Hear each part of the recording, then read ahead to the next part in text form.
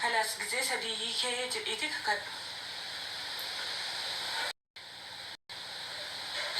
tokko faayu hiik faayu si hiik maal fedha ጊዜ ሰሬ ከከደመለ ወላ faayuun naaf haraam hiriyaa kiyya halaal faayuun naaf haraam hiriyaa kiyya halaal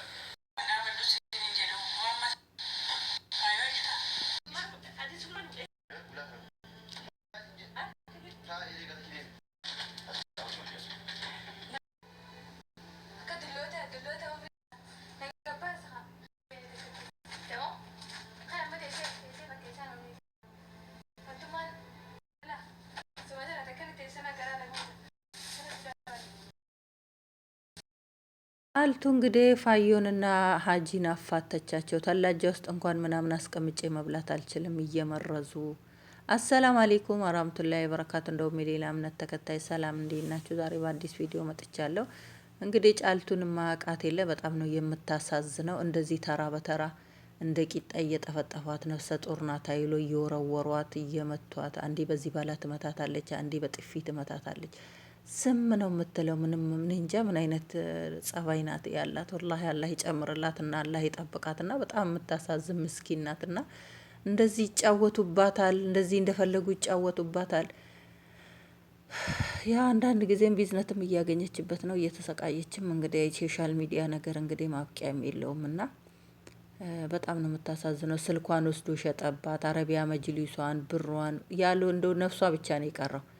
እንደገና ደግሞ ራሷን ስታን እንድትተኛ እንደዚህ አሲር እያመጡ እየመረዙ አሲሩን ከውጭ ጨምሩበትና ልክ ገዝተው እንደመጡ እያስመሰሉ ይዘው ይገባሉ። በፌስታል እንኪ ጠጪ ትላታለች። ራሷን ስታ ቪዲዮ ሊቀርጿት ራቁቷን ማለት ነው። ሁለት ነፍሱን እንኳን አላህን የማይፈሩት ማለት ነው።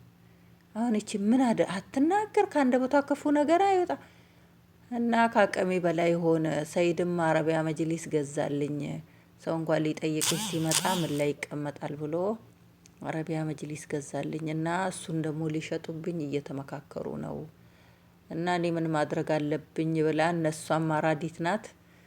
አሁን ማፋታት አለብኝ ሁለታቸው ከተለያዩ ወር ሰላም አገኛለሁ አለች። እንግዲህ ሰላም እንድታገኝ ተስፋ እናረጋለን። ፍታት አለችው። በሸሪያው እንግዲህ የሚባለውን አስብላ አስፈትታዋለች።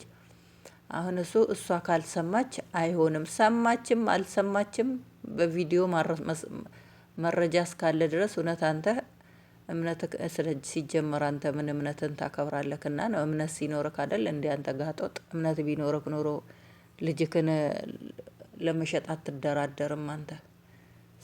ስህር አትሰራም አንተ።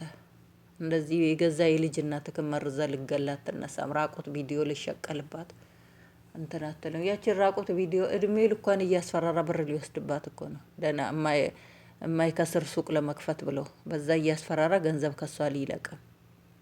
እኔ እኮ ዩቱብ እየሰራ ነው። የዩቱብ ገንዘብ ለሱ አንሶ ነው። ለነገሩ የሚጠጣና የሚያጨስ ሰው መች ገንዘብ ይበረክትለታል?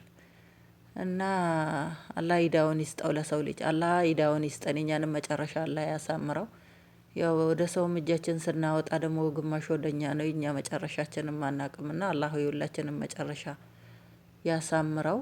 እንደዚህ ስህተት ለሚሰሩት ደግሞ አላህ ሂዳውን ይስጣቸው። መጥፎ እንደሆነ የሚያውቁትና ጸጸት የሚሰማቸው አላህ ያደርጋቸው። እና እቺ ምስኪን እንደው ምን አደረገችው? ምንም ያደረገ አሁን ፈታ እኔ እሷ ለኔ ከዚህ በኋላ ወላሂ ለአዚም ሐራም ናት። ለጓደኛዬ ሐላል ናት፣ ለኔ ሐራም ናት። እንደገና ደግሞ አንቺ እኔ ወደ አንተ መለሳለሁ። መጀመሪያ ነይና ሂደን ኒካ አስረን እንምጣ። ማሻአላ ለካ ኒካም አወርደህላታል። እኔ እኮ ኒካዋን ያወረደ አልመሰለኝም። እኔ እኮ ኒካዋን ካወረደ በኋላ እንደዚህ የምታስገባው የምታስቀርበው ለምንድን ነው? እኔ እኮ ኒካ ያላቸው መስሎኛል። አሁን እሱ ነይና ሂደን ኒካ እንሰርና ከዛ በኋላ እኔ እና አንቺ አብረን ከሆነ በኋላ ፋዩን እፈታለሁ አለ። ብልጡ ማለት ነው። እሷ ደግሞ መጀመሪያ ፍታት ከዛ በኋላ እኔ ጋር ሂደህ ኒካ ታስራለህ አለችው። ደስ ብሎት ነው ተነስቶ የወጣው ማለት ነው። እና እሷ ደግሞ ውሸቴን ነው እንደዚህ እያሰቃዩኝ ሄውኔ ላላስቀምጥ አሉኝ። በገዛ ቤቴ ሰላም ነሱኝ። መተኛት አልችልም። ሙርታ ሁኝ እንኳን መተኛት አልችልም። በር ብቆልፍ በሩን ይሰብሩታል። ቁልፍ ብቀይር ቁልፉን ወስዳ ታስቀርጻለች። ከአቅሜ በላይ ሆነች።